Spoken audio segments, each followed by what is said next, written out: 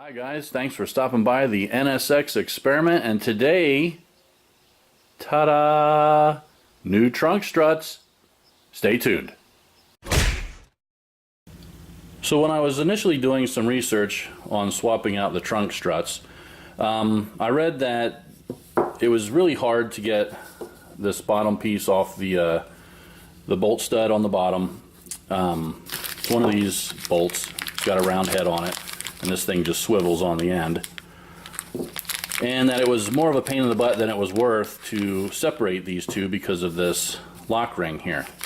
And I don't know if I can get it to show up. Yeah, see that inside that little groove? That's where that lock ring sits. And it was just apparently really difficult to get it out. They tried cutting it out and all kinds of stuff. Well, recently I met up with a local Boise NSX owner named Brad, awesome guy, and he figured out a way to get these two pieces separated. So basically all he really did was, and this was while the bolt was still inside, he unbolted this from the inside of the quarter and took the whole thing out, and this thing was still attached. And what he did was he basically just took a dental tool and he found the break or the split in this lock ring, and he just kind of, slowly, gently worked it around and worked this thing out until it slipped out, and then this bolt just slid right out.